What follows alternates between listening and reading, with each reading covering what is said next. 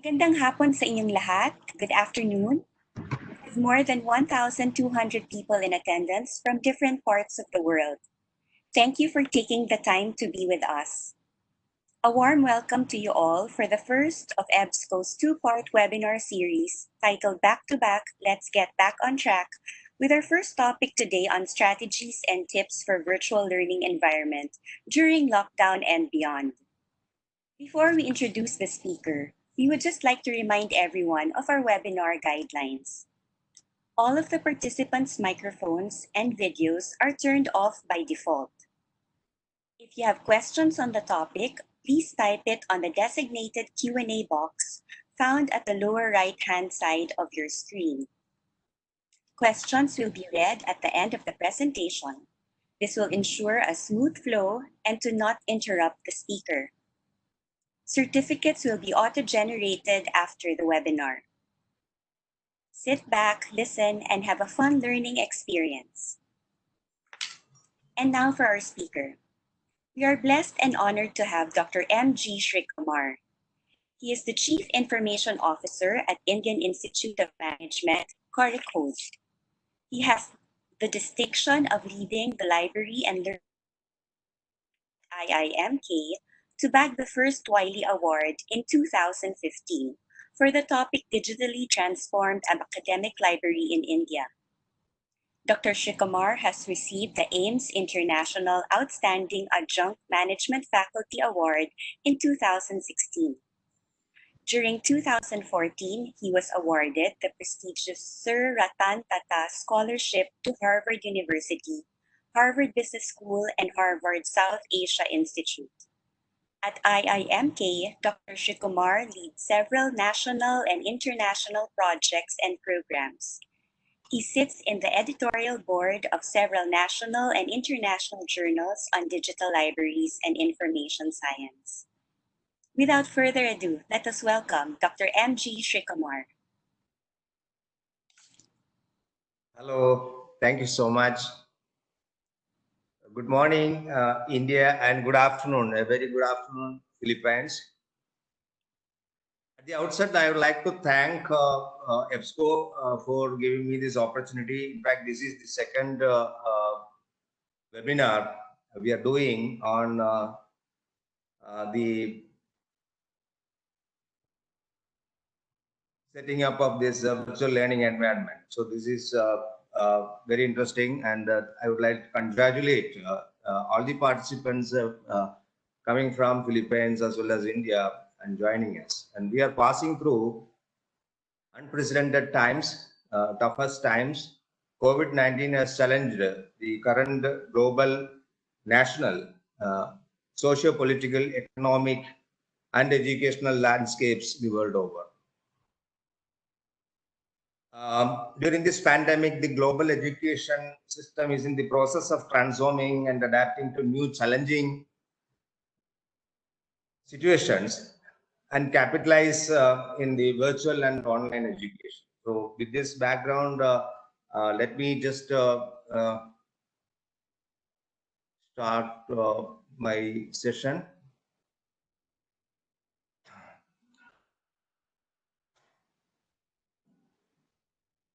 So in this session, we are discussing basically the planning, preparations, and strategies needed for setting up a virtual learning environment. So looking at the topic, it is an overarching topic. It is not just an online class.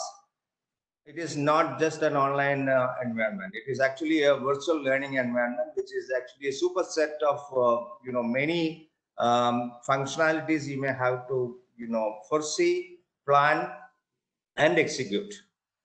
So the agenda will include the pandemic and its aftermath, and we are looking at what kind of transformations we need to adapt, and then the digital transformation needs and the digital competency requirements being in the digitally transformed environment.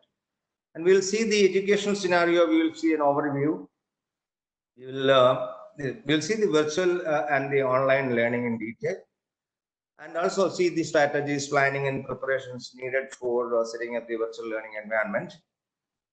And we'll see the composition, components, functionalities, the major players in action, and then the softwares, applications, platforms, and examples, and then the yearly services which are already ongoing, and then looking at the future, to what extent we can, facilitate this virtual learning environment for the uninterrupted education in our campuses. So all of a sudden, the world was changed forever. We've been asked to follow new lifestyles, practices, processes, preferences, and perspectives. And suddenly, in a highly connected world, we are made to live in a totally disconnected manner. A lot of new normals have started emerging. The norms for the lockdown, this period due to coronavirus pandemic, we started hearing a lot of interesting phrases and jargons like social distancing, physical distancing, break the chain, isolation, stay home, stay safe, hand washing, and many of these things, which we were not so much being concerned. But now these are, commonplace, and work from home is another interesting thing which we are now practicing very much. We must have heard in so many advanced countries, work from home is being practiced.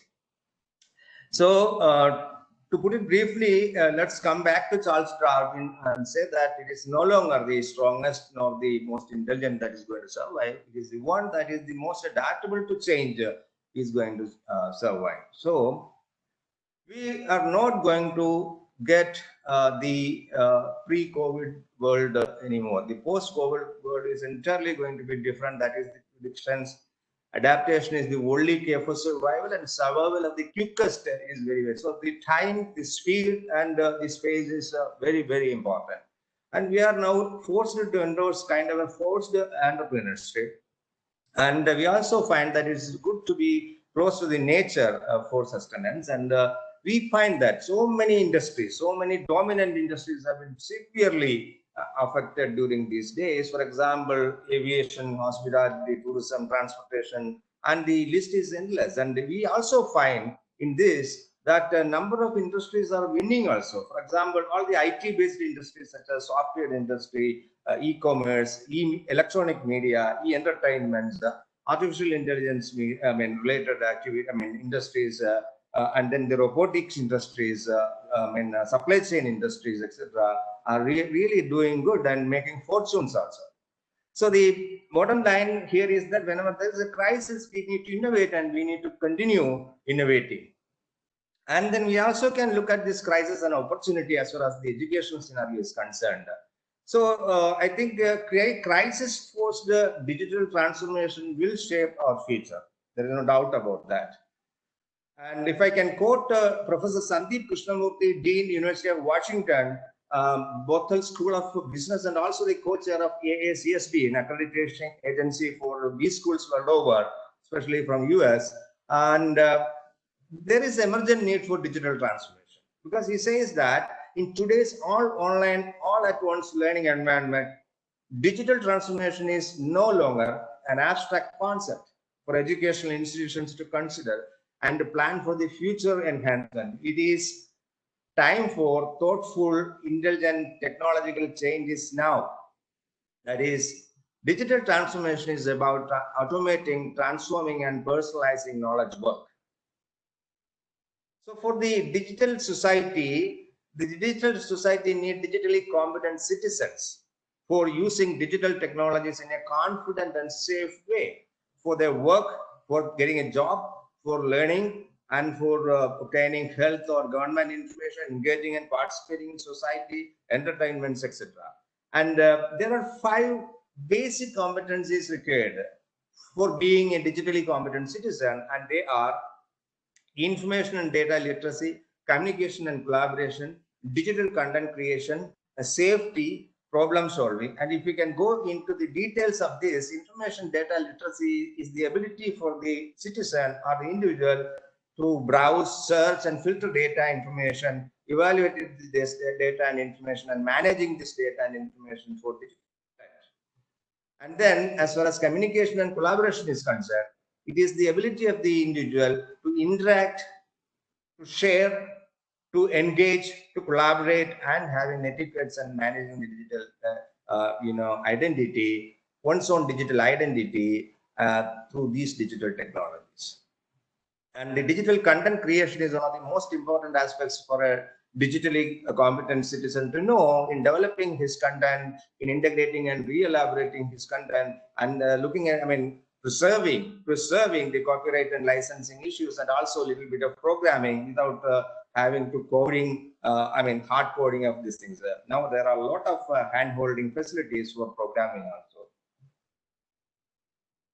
And the safety aspects, protecting your devices from attacks and threats, etc., protecting personal data and privacy, protecting health and well-being, and protecting the environment. The environment has to be protected. Now, there is no doubt about that. You need to be sensitive and compassionate about the environment, because the environment is our future. And then comes the problem-solving issues. You should know how to solve technical problems by oneself.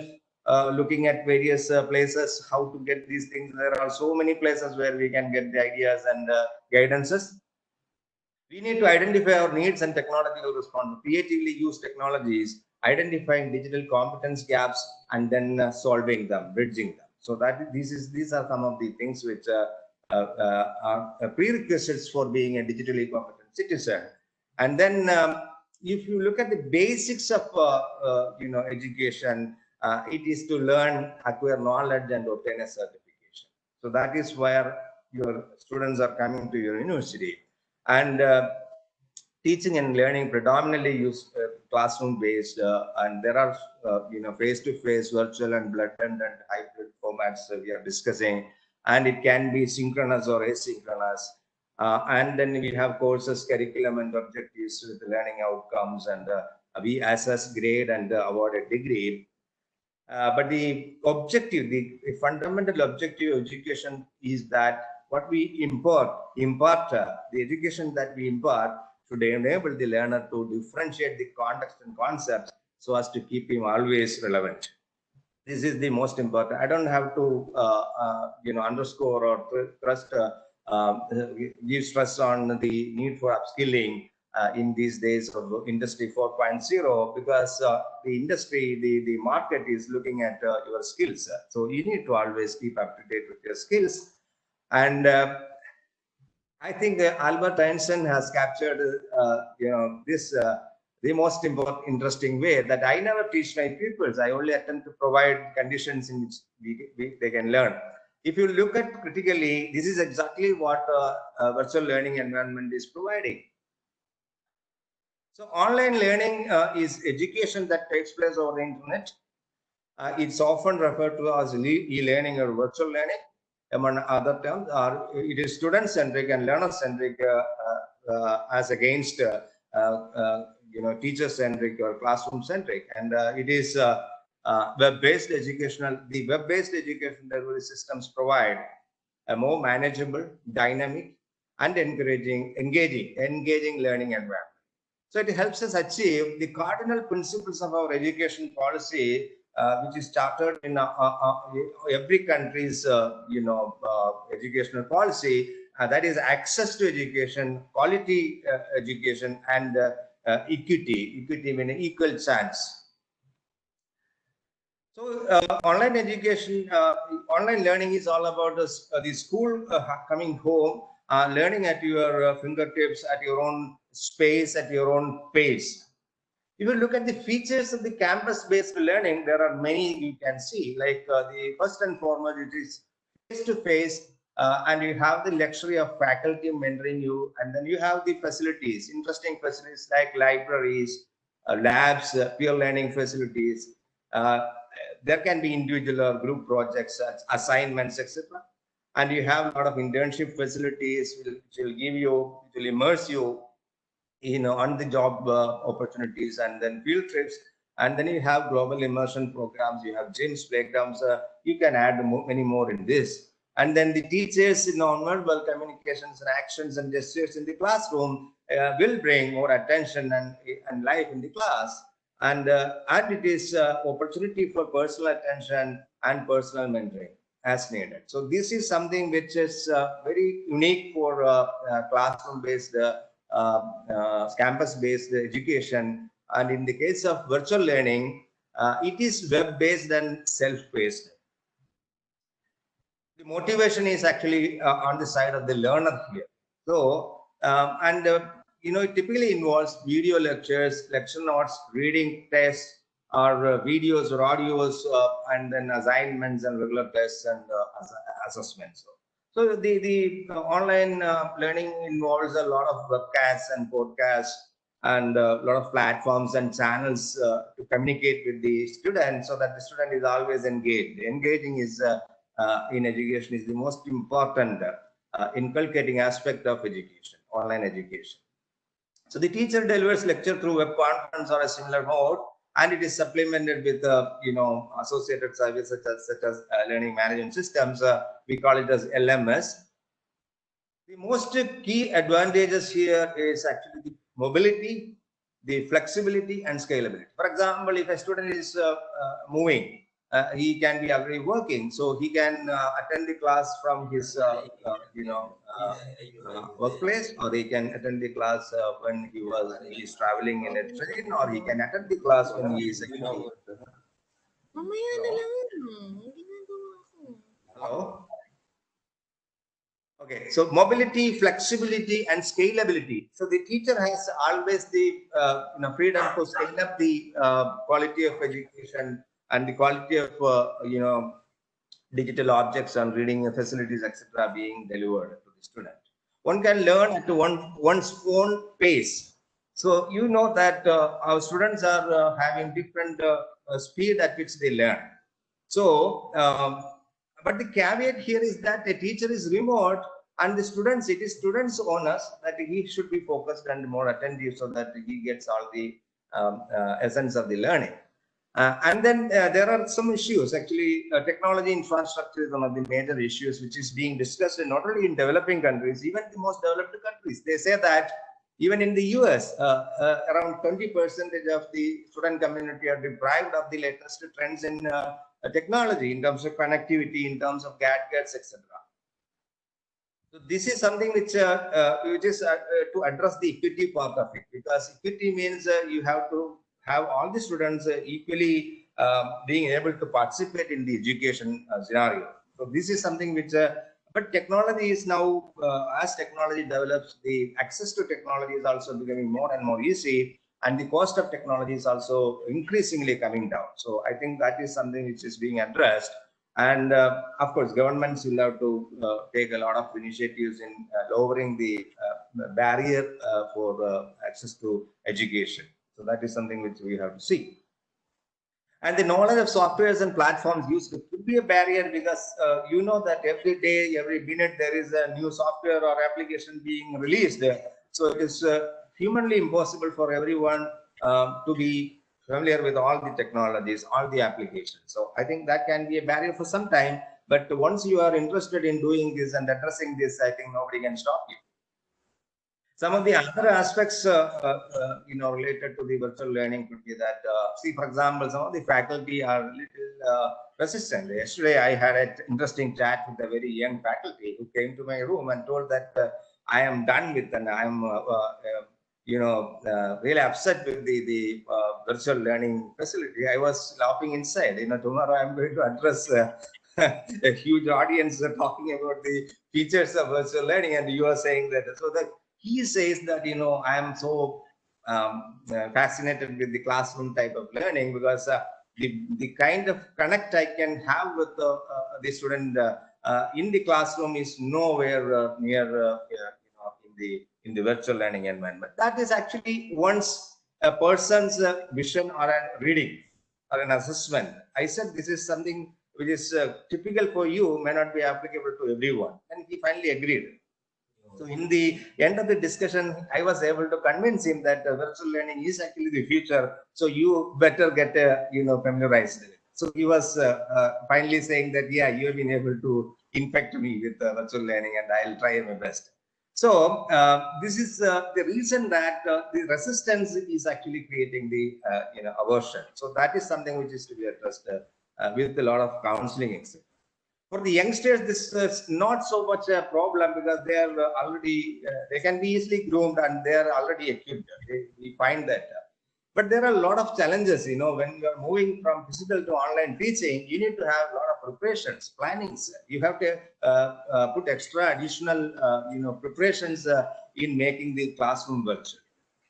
A lot of pedagogical adjustments are needed, in the virtual learning environment, especially in making lecture notes, PPTs, assignments, case teaching, etc.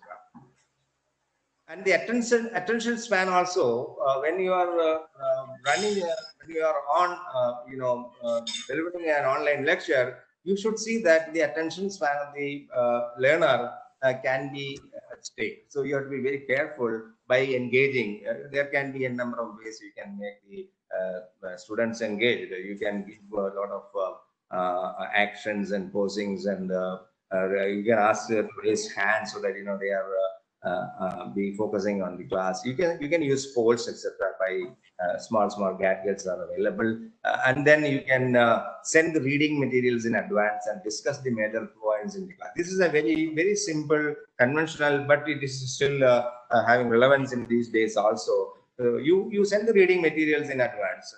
Okay, you can also plan all these things in the learning management system. You say that for the 28th session, my students need to read all these things on 27, so that they will come prepared. So this is the flipping part, the flipping mode of the learning. So usually, conventionally, what happens is teachers and students assemble in the class. The teacher takes the lesson, the students learn, and then they go and do the homework. Whereas in this flipped model, students are given the material in advance, so they read it and then they come prepared for discussion. That is actually creating a lot of learning in the classroom. And then also you can use simulations and gamifications if you want. And there are a lot of belief structures, like or rather myths with respect to online learning.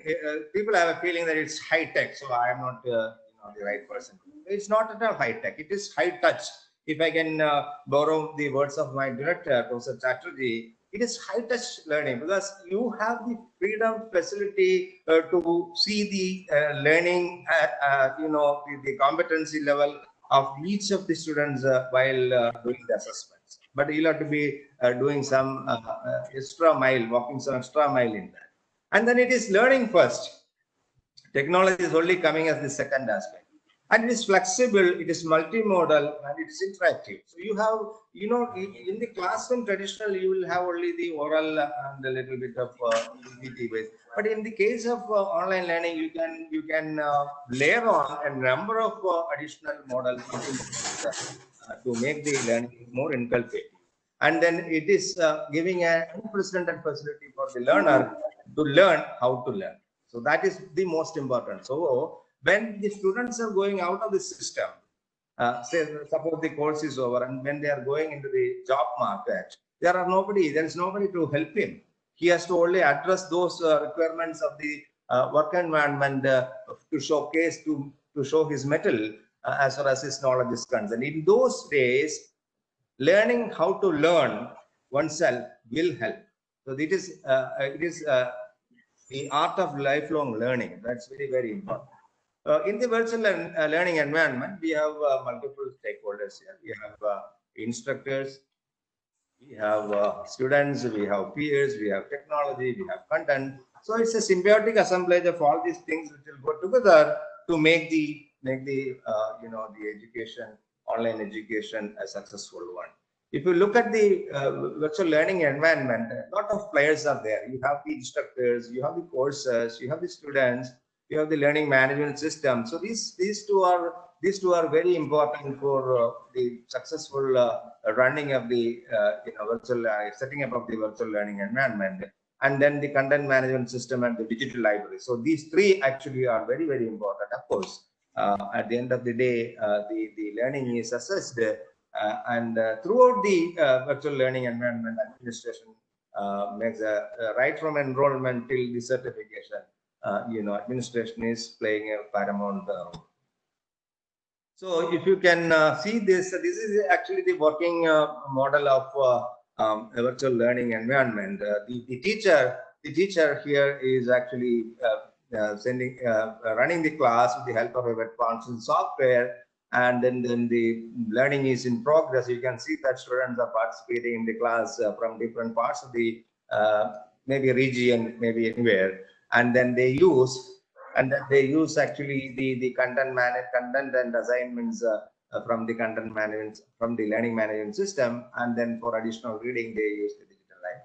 And you see that technology is actually the backup of all these whole things put together as a single unit, which is facilitating the teacher for a very successful online environment, learning environment.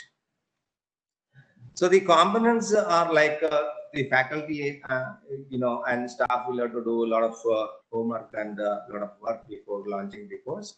They have to come out with instructional design and a lot of templates for the learning management system. And then there should be announcements that is happening from the faculty side, from the administration side, and for the learner support. And then you have to have a lot of discussions happening in the live classroom and during breakout sessions, and then reading lists and course contents, etc., provided in the learning management system, along with the video and graphics to supplement and complement. Then at the end of the course or during the course, while the course is in progress itself, a lot of quizzes and online exams, assignments, etc., and they're all for each student there will be one portfolio file which consists of the progress of learning of each student, and each portfolio will get populated with the frequent or the assessments and assignments and exam results. There are a lot of technologies playing around, but this is not to worry at all. Don't worry about this at all. Even with the minimum facilities, what is the most important thing here is actually the content. The content which I was mentioning in the beginning, the content which is contextually relevant and state of the art. But that doesn't mean that you cannot teach traditional, conventional, any subject can be taught. Only thing is, it has to have a relevance for the student. The student should understand or identify, get convinced that, okay, this is the subject which I have to learn. And if there is a teacher who is able to impart that lesson in an online environment, there are takers for that. So you have the content management system plus digital library, plus the open educational research and open access resources in the course content, courses and content. And then you have the learning management system for collaboration. And then you have the web conferencing system for communication. And then you have the social platforms. A lot of social platforms are being used, be it Twitter, be it Facebook, be it YouTube. So anything can be used for increasing the capability and reach and the richness of your education, and then assessment tools for finally awarding the grades. And then the collaboration platforms are actually for engaging in discussions, streaming classes live, and then for sharing the video lessons. And then you can have threads and collaboration functions within the learning management system. And then you have shared document capabilities, because for group assignments, etc., let us say there are about 5 or 6 students in the group. All the 5, 6 students should have access to the same document at the same time. So there should be facility to share documents. So most of these things are now, applications are now cloud applications. Of course, that is not to say that you cannot have on-site or on-campus arrangements. You can have on-campus arrangements also, and you can have these shared document facilities. What I'm trying to underscore here is that in this cloud environment, for example, if you have Google Drive sort of a platform, you can have documents which can be given authorized. Those who have given authorized access, authentications, only will be able to access those things. And then you have voice thread facilities for sending audios. And then you have a lot of web conferencing tools like WebEx, you have Zoom, you have Microsoft Teams, you have Google Meet from the G Suite, and you have Skype, etc. So let me tell you that this is a very interesting area. Like most of the things are now available almost free. For example, Zoom is free now for those who are doing at least up to 100 or 500. At least up to 100, they are not. But if you want to set up a formal way of setting, setting up a environment, of course, you'll have to enter into, um, an agreement with the Zoom. And then we have Microsoft Teams available. You have Google Meet available. You have Skype available. And then we have LMS, Learning Management Systems, for connecting the instructors to students remotely to submit their works, assignments, and many more things. All these. Moodle, Moodle is an open source software, and it is being used in almost even the leading universities in the world. People are using it. And then we have Google Classroom. Google Classroom is a classic example. I have seen people using it for the last 10 years. Big universities, and they are not spending much money. And of course, you may have to have basic infrastructure in place in your system, your university, your college, but you don't have to invest so many lakhs of rupees. I have been able to meet a lot of professors who are running Google Classroom based online classes, and it is simply straightforward and very simple to. And then you have Blackboard, which is a priced one. We have Microsoft 365. You have there are so many. It is something which you'll have to work with and experiment. The other day, one of the professors from one of the medical colleges called up and told that there is something called Impartus. Impartus is actually an application like. It is actually not for learning management. It's for collaboration, like Zoom, etc. You can have classes in that. You can have, both video conferencing, synchronous, or you can have classes captured, the videos captured, classes videos captured, and then sent across to the students. So there are so many things. You see, the novice can start with the WordPress as storing all your for creating as well as storing your learning documents. Some of the features in the LMS would be like the instructor is leading the course management. It allows the instructor to lead the course management, managing users, courses, roles, generating reports. So the entire cycle of workflow can be managed. Making a course calendar is possible. You can upload all sorts of reading and education materials, and then messaging and notifications using instant messaging, signs, or forums. And then assessments. You can assess. You can have continuous assessments possible. You can have competency management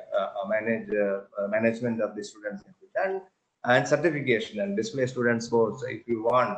But these are the decisions of the faculty, and then the administration, the system administration, etc. So if you categorize and trying to look at the whole aspect of virtual learning environment. See, for example, if you want to give a credit based on assessment tools, all the kids see portfolios and online examinations can be done with the help of assessment tools for awarding credits. And if you want to increase the capability, the faculty and staff and the resources can be using social platforms for scaling up the capabilities of these things. For communication, for announcements and the faculty hours and supports and all these things, you have the web conferencing facilities. For collaboration of discussion threads, live classroom, breakout things, etc., you have the learning management system. And then for content dissemination and content preserving, you have the videos and graphics, etc. You can use again the learning management system or the content management system.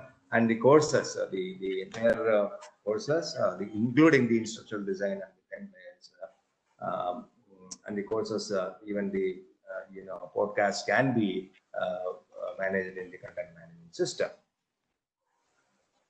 So, as I was mentioning here, when you are launching, planning for embarking on a very virtual learning environment, if you decompose or break down the components, you find that a lot of preparations and plannings are required on the part of the faculty. Faculty's role is really very important. He or she should be in a position to see the learner characteristics. What are actually, who are going to be my students in this class, and how diverse they are, and what are their goals, what is their prior knowledge, so that I can design my course like that, and then the learning context, etc. And then the content characteristics, that is very important. To what extent I should give the content, what is the content goal, like the learner's goal, and what kind of sources I should use, and to what structure it should be, and to what depth and level it should go, and what quantity I should give, and also the activities that I have to. And then the skill assessment. What is actually the objective of this course? What kind of skills am I trying to impart? And what kind of thinking activities should be having? And then for that, what kind of assignments I should give? And then the kind of discussion that has to take place, and also the practicals that has to. And the learner support, all sorts of learner support, individual, group, as well as the whole class has to be given. A lot of scaffoldings will have to be given. A lot of hand-holding will have to be given. Feedbacks have to be very seriously taken, and counselings from time to time should be given. And then a lot of resources you have to think of. For example, you have to see the faculty time, how much of time you are portioning for this particular course, and what kind of assistance I need for this, and facilities I need, and the kind of technology I need for for putting together. Actually, it is actually the kind of an entrepreneur who is actually putting together various resources to start a business. I mean, it's very important. Otherwise, what will happen is the course can get stuck at any point if it is not properly planned. And then the assessment part of it. What kind of assignments, projects, and tests and essays should be given, etc., has to be premeditated. That is exactly what I am trying. And then the role of the digital libraries is very important here, because digital libraries are actually giving an opportunity for the student to expand their knowledge horizon. Because if you stick to what the teacher only give the instructions, I think then the whole purpose of the education is not wholly met. So if you want to really get the real benefit of the education, you should ask the students to read very widely. You should come with a lot of reading, so that you can engage in a lot of creative, constructive discussions in the class. That's very important. I don't have to go through into the details of these things. You have a lot of materials in different publication types and forms in the digital library, and it is also provided with a lot of discovery systems by the library. So if you have any problems with in getting access to, doing the service searching and retrieval, then I think you should open up a dialogue with the library's people, and then you can get the best of your library systems. And these days, all the libraries are openly accessible for those who are into the system. I mean, that is what. So I will say it is seamlessly accessible for those who are bona fide users of the system. And not only that, you also have access to the open access and open knowledge, which is the role of the library people, to librarians and library professionals, information professionals, to aggregate and integrate and provide, and they are doing that. And these are very interesting times. You can see that the world is moving towards an open knowledge environment, the open knowledge world, to liberate, empower, and democratize the whole education. You have open access, as I was mentioning, and then you have open source softwares available. You have this is a very interesting thing. Like, you have open courses available. The massive open online courses now available. It is being practiced by almost all the leading universities in the world, and a lot of others are following. So this is something. merienda Hello? dito. And then there is open scholarship, open research, open data, open innovations, open textbooks. Actually, the open world is now opening up a Pandora box of facilities and opportunities for the educator as well as the learner. I will say the learner, the most very unprecedented, interesting opportunity for learning and proving your, upscaling your facility. I mean, your knowledge level, your skills, and also get a lot of certifications and degrees. So, in line with the or rising up to the occasion for the lockdown due to the corona COVID-19, we have seen that almost all leading publishers in the world, they have opened up their collection, and these are very costly collection. These are very highly priced collection. And if you see from Cambridge University to EBSCO to Wiley to elsewhere to Springer to IEEE, Oxford, Highware, Howard, Taylor, Project News, all these people have opened up their very valued collection for free, at least up to 30th of June. So I think this is my humble submission to all of you, that you may look at these sites and get the best benefit out of these free services. These are the URLs of these services, and I have already shared my presentation with the organizers, EBSCO. I think they will be happy to share these resources with you, the presentation with you, in case somebody is interested. I have seen that almost all publishers are proactively responding. They have not been approached, but they are approaching the whole community. Okay, we have been here because of you. Now you are in trouble, so we are here with you. So that kind of a very compassionate approach has come from the publishers. I think we all should make the best benefit out of it. And then we have the massive online courses. Already I have told, in India also, I am not able to get any sources from. I have not been able to. That is not to say that in Philippines it is not there. In Philippines also it is there. But these are cross borders. Like there is no much of problem in getting enrolled into any of these MOOC courses. I think nationality or borders are not an important issue. For example, anybody can get enrolled in one of the Harvard University, MIT, or Stanford's open massive open online courses. There is no issue. And in the case of Philippines, I'll come to that. In the case of Philippines, the Commission on Higher Education, otherwise called the CHED, has come out with a lot of advisories and guidelines to cope with the the problems posed by COVID-19. I think all of us must take a look at their website, and then the website is provided. At least 6 of such advisories I have seen from January 30 to 13th of April, they have been able to issue. I think these are very interesting things. I think we as educationists as well as learners should be worrying about. And these are some of the things which India is doing in online MOOCs case, massive online open courses.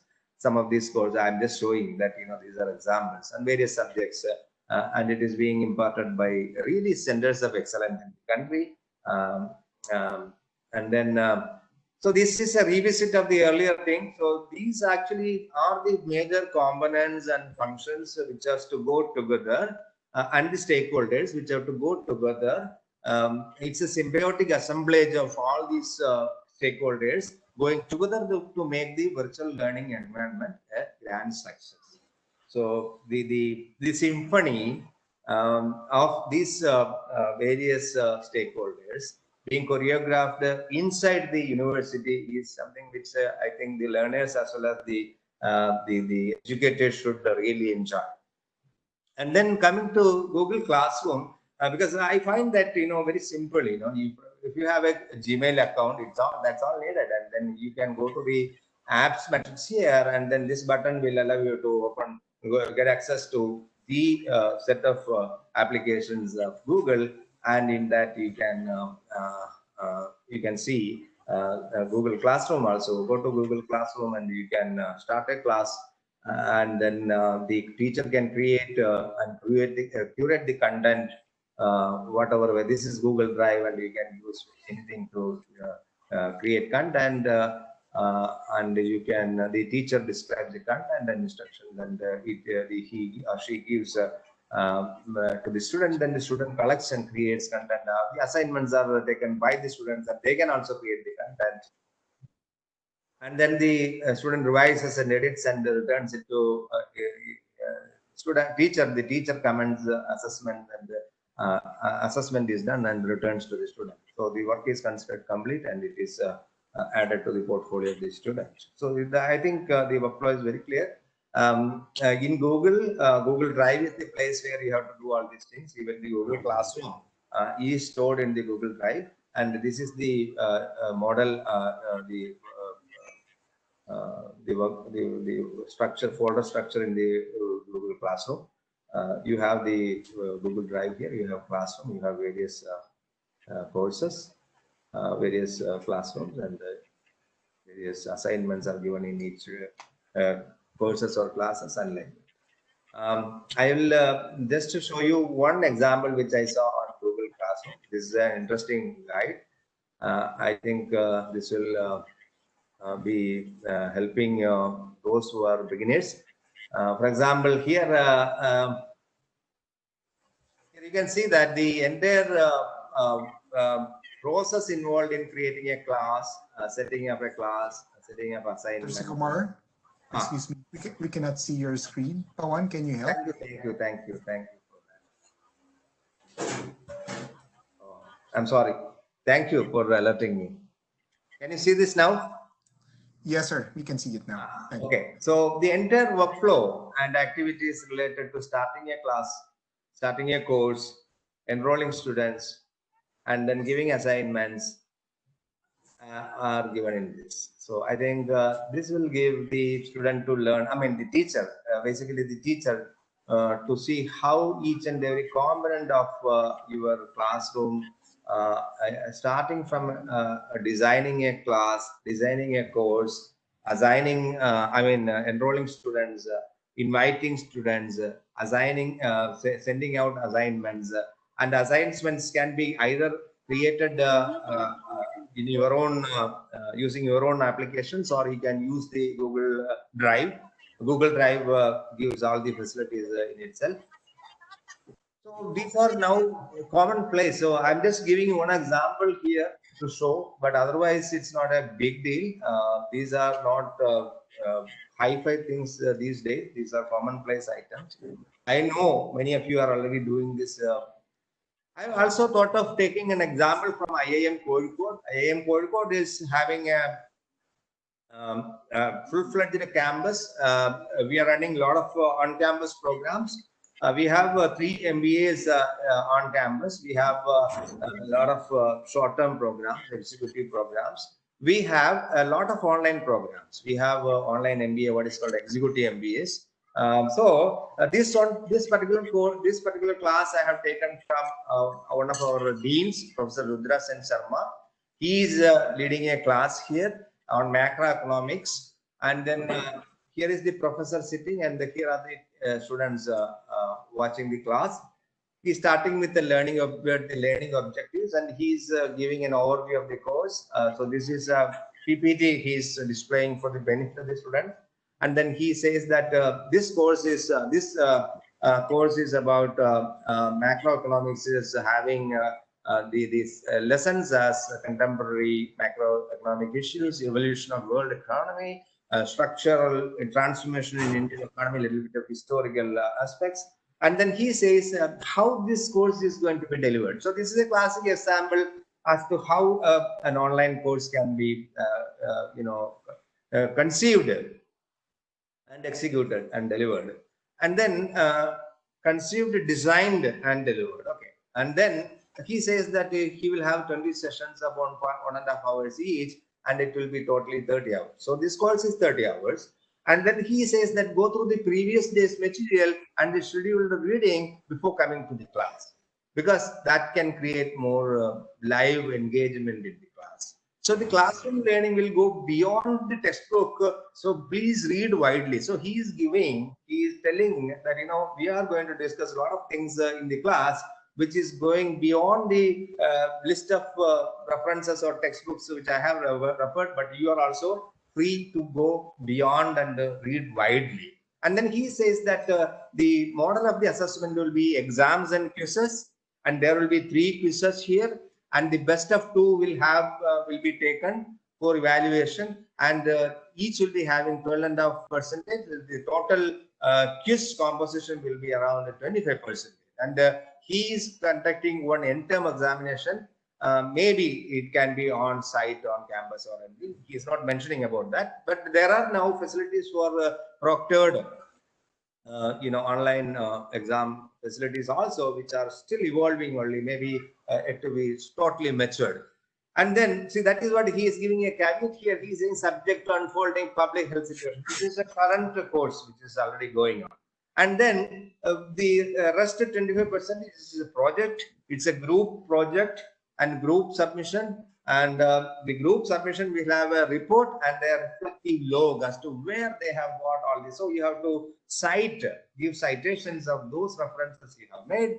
And then the group topics, groups, getting an idea about who are in the group and which are the topic for each group, you have to see the virtual classroom. So I think it is very clear, right? So he is saying these are the course contents of this particular course. And then he is into the elaborative course. He is starting the course, and he is teaching, and he is teaching about various aspects of the course. So I think now to summarize, the principal interlocking channels for a successful winning virtual learning environment has got various components. You have the faculty who has context-based field study courses and with the quality content. So these are very, very important. Each one is important. And you have set of learning and seamless collaboration, which is facilitated in the learning environment. And you have a robust learning management system supporting this, backed up by cutting edge and appropriate technology, and then supported by highly enabled knowledge and library systems and software solutions. This is easily said. A lot of work has to be done for setting up this kind of a virtual learning, and it's always a work in progress. You don't think that, because the moment that something is ready, you will find that something else is getting obsolete or to be updated. So this is a work in progress, continuous work, which you will have to work in a team. So the teamwork is very, very important. And it should be gadget neutral. The whole thing which is delivered at the end user level, at the learner's gadget, it should be gadget neutral. It should be platform neutral, and it should be format compatible, and it should be interoperable. If you have any questions, you can ask, because gadgets and platforms and formats, actually there are many, and the interoperability is very, very important. For example, if I have a handheld, I have a mobile, and I have a laptop, and I have a desktop, I should be without problems in a position to transfer, play around with my class all the time. Because I may not be able to get my desktop when I'm traveling. I may not be get hold of my, when I am walking, or when I can be using these resources at any point in time. That is actually the flexibility and the freedom we are talking about. Okay. So looking at the future, you see that mobility, flexibility, and scalability will be coming with us. They are the key factors to provide aspirants, students with a sustainable and successful virtual learning environment. They want access to resources and courses on their own time, on their own space, with content that is engaging and memorable.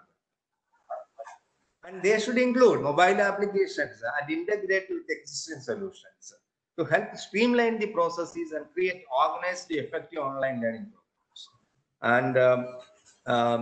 And they should be with open technologies, able to incorporate multiple types of media, multimedia, multimodal, and teaching methods to engage learners with complex and diverse backgrounds. Because people are coming from a diverse background. They are not a homogeneous group.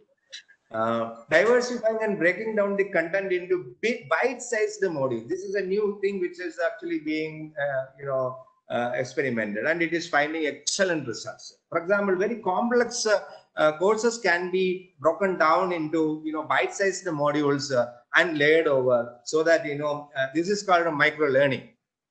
It's another great way to design VLEs.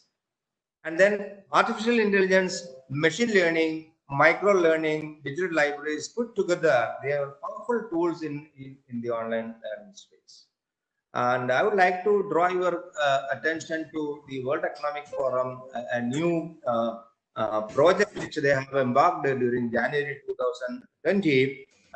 They say that the initiative is actually to provide 1 billion jobs.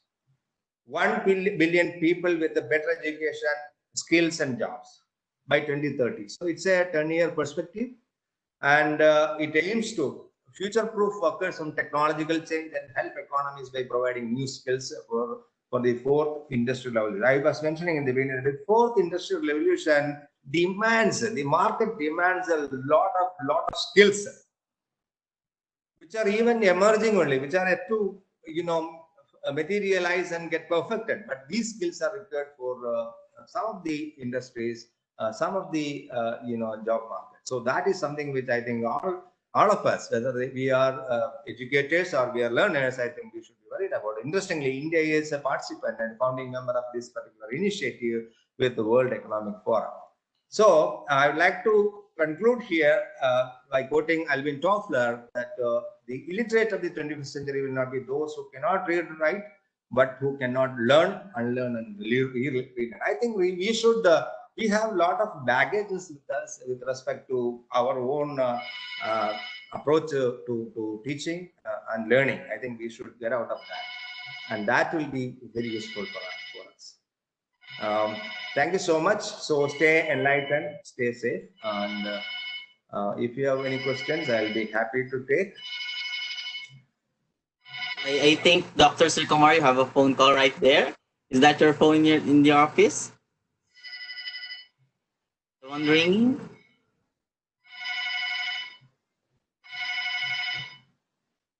Okay. Thank you very much for that very insightful session, Dr. Sri Kumar. I know that our participants have learned a lot from these topics discussed.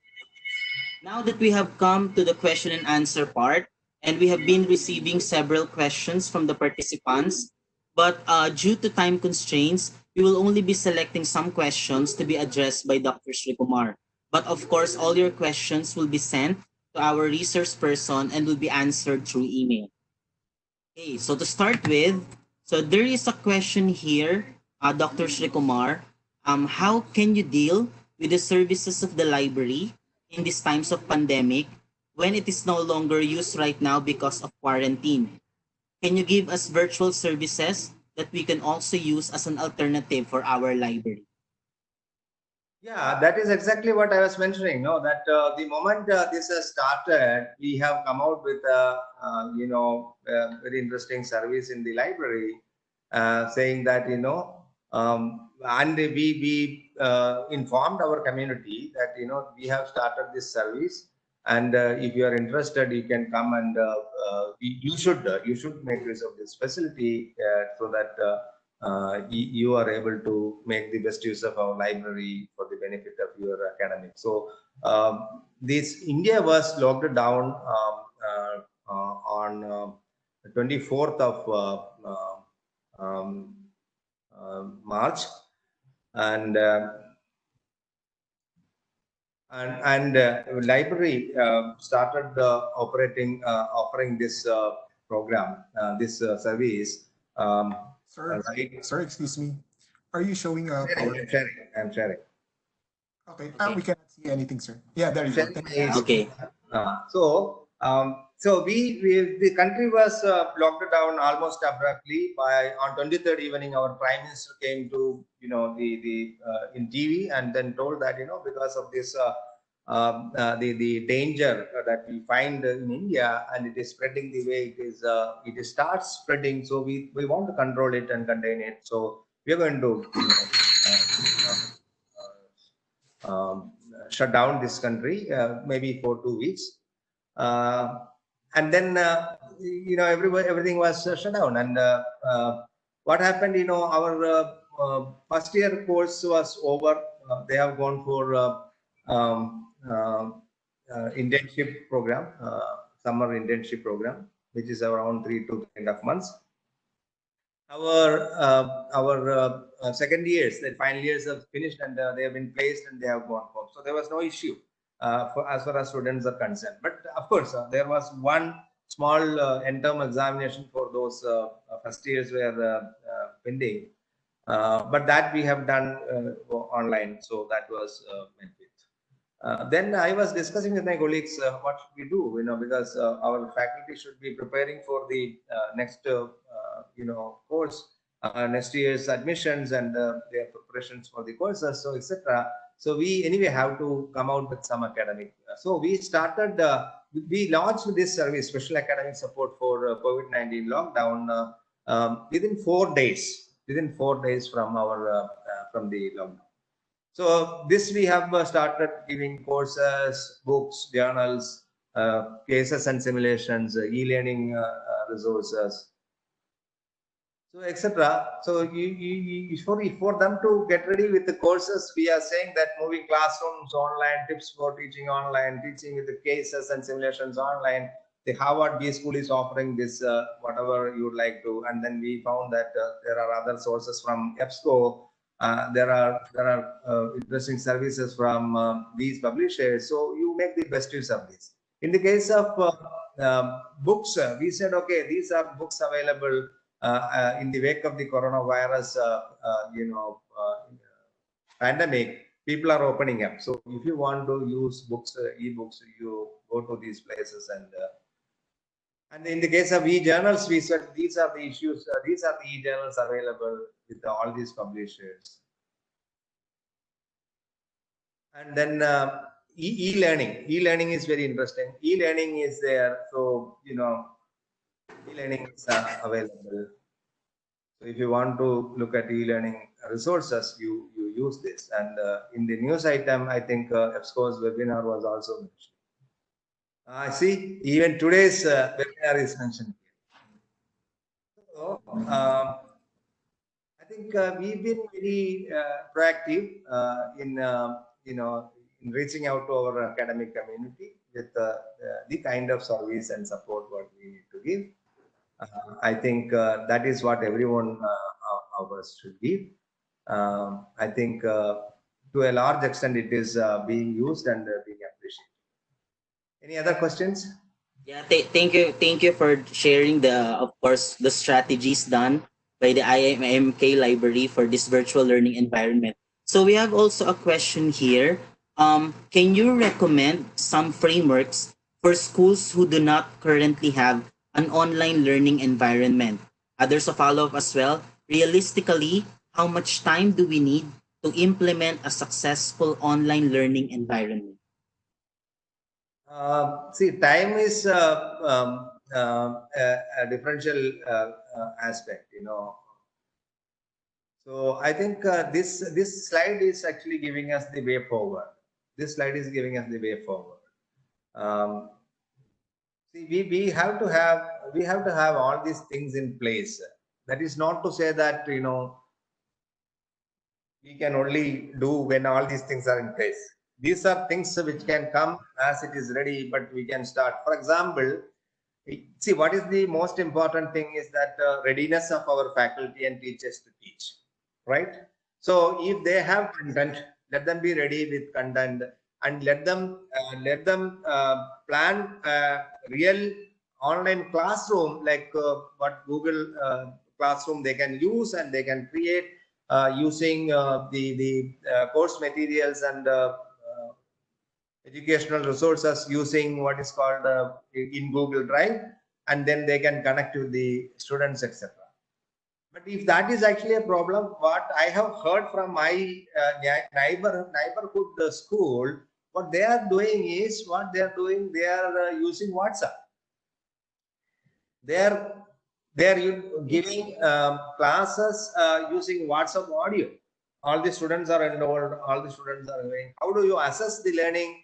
They in between, they invite students to give text back to the teacher or the group, that they are attending, and this is what their doubt is, etc. So at the grassroots level, where they don't have any resources, also there are small ways of addressing this, lockdown issue. So it is a matter of willingness, number one, and then the readiness to learn and implement things. I will tell that at the moment a lot of technologies and applications and guidance and services are available, but it is actually the readiness and willingness of the institutions to come forward, and then their ability to work as a team that matter. Yeah, okay. Thanks for that very insightful answer, Dr. Srikumar. There's also a good question from our participants. There are subjects that are practical and hands-on, like laboratories, and need physical contact. And when it is shifted to online, it cannot be fully realized. What are the Yeah. alternatives you can suggest to us?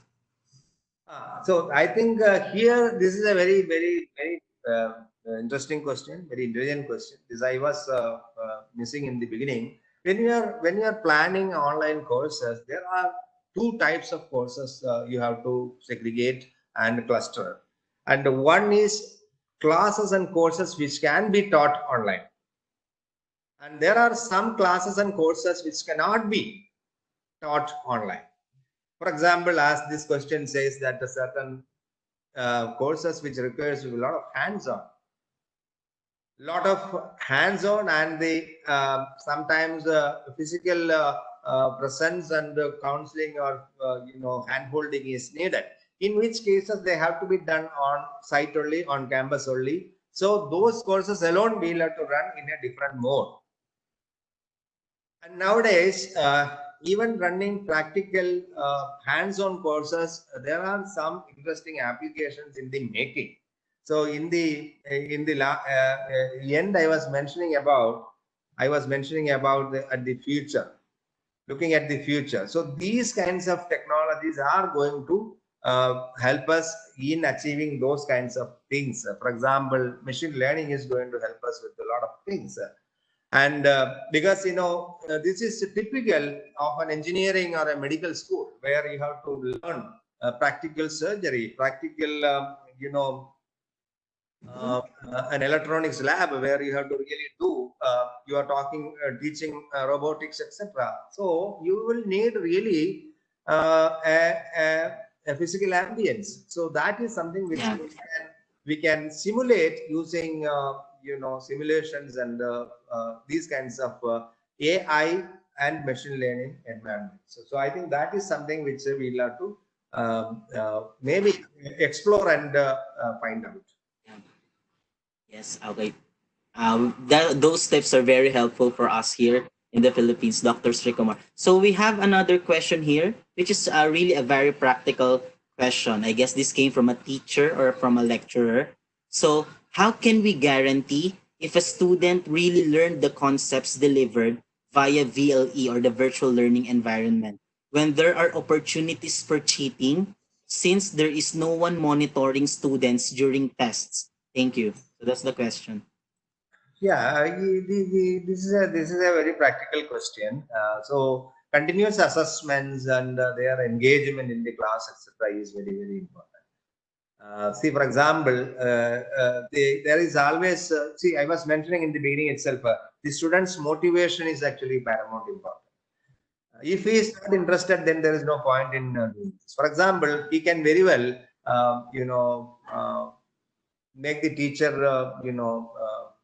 a fool. Like he can bluff the teacher. Like he can enroll and then he can sign and then he can go sleep, and then he can Yes. the teacher will feel that he is or she is participating. That should not be the case. Here, the motivation of the student is very important. His attention is very important. His participation, his engagement in the class is very important, and that will be reflected in the continuous assessment. And this is something which we expect from the participants also, the students also. And there can be interim or time to time such questions targeting such people.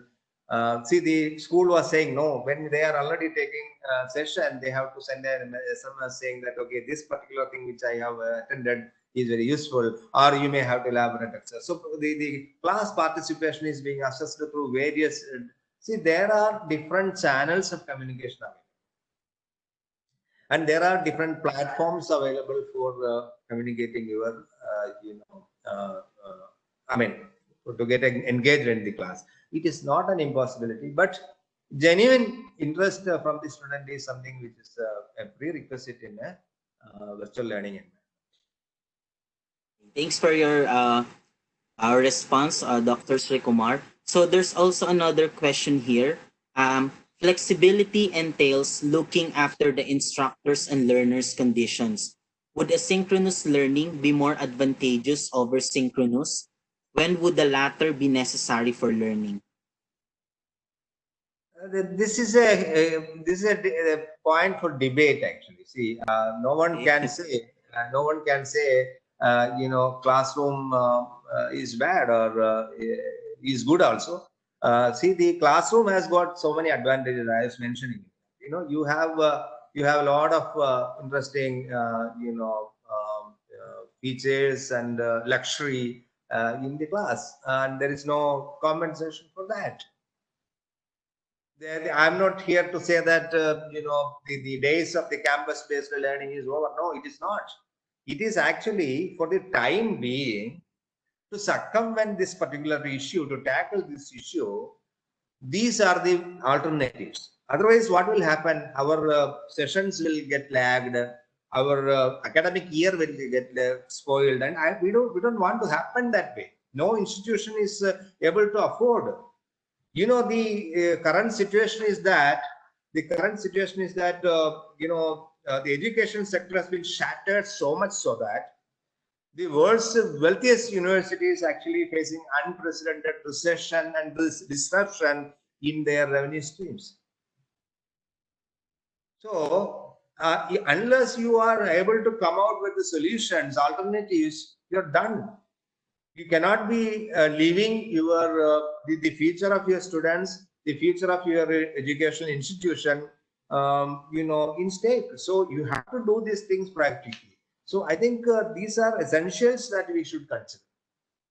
Here, there is no saying or claiming that this is better than that one, that is better than this one. I think each one will supplement and complement, and that is going to be the norm of the future. There is no doubt about it.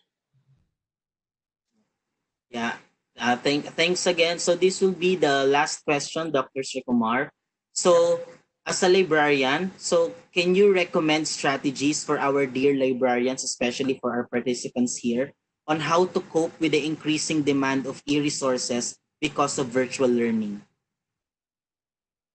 I have been telling you, see, you have to rise to the occasion. Of whatever services you have in the library has to be made online and made accessible to your user community. And for your user community, access to any of the resources in the library, which is online accessible, has got no violation or breach of your licensing and copyright aspects. There is nothing to worry. It's a matter of your interest and your ability to do it. So that means it comes with a lot of preconditions. To what extent your library has been enabled, digitally enabled, digitally transformed, so that you can port all your digital material or your electronic data so that it can be sent across, it can be accessed from outside. So that is a matter of preparedness and readiness to share. I showed you our example. This is only a small thing what we have done, but at least that much we have been able to do. We are happy. We are happy is only one of the aspects. We should make our users happy. That is very important. Yes, that's it. Again, we are very much overwhelmed with the strategies and tips that you have shared for the virtual learning environment. And we still have so many bunch of questions, but because of time constraints, so we will be sending the questions to you, sir, by email, so we could respond to our other participants for the questions. So, Sure. Pawan, can you give me the presenter rights so I could share some slides for our announcements? Thank you.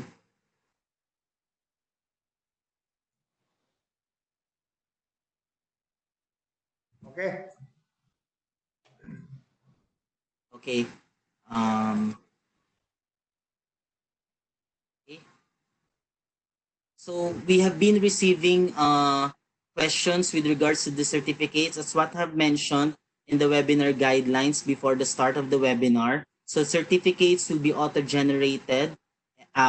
auto-generated after this webinar. So please expect the digital certificate in your email. Then for the concerns with regards to the PowerPoint presentation of Dr. Srikumar, so in case you would like to have a copy of the PowerPoint presentation, kindly send request email to my colleague Cher Halos at chalos@ebsco.com. Again, in behalf of EBSCO Philippines, we would like to thank our resource speaker, Dr. M.G. Srikumar, our Vice President for South Asia and Southeast Asia, Mr. Saji John, our marketing, Pawan Kumar, and our EBSCO India colleagues who have supported us in making this first live webinar possible. And of course, to all our participants, not only in the Philippines but around the world, maraming salamat po.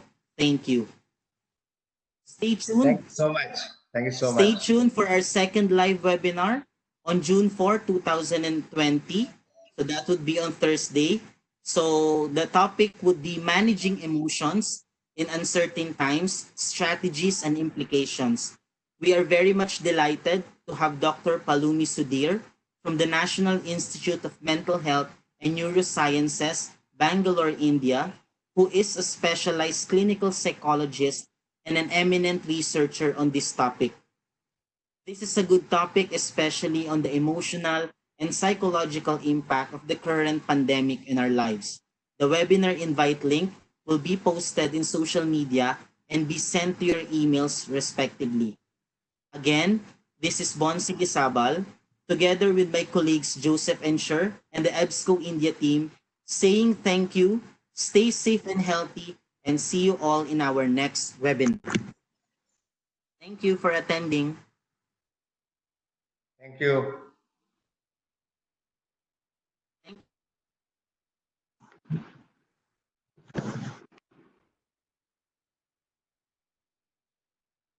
Thank you, Dr. Srikumar. Thank you. Thank you very much. Thank you. Bye. Thank you, sir. Dr. Kumar, salamat. Thank you. Thank you. Thank you.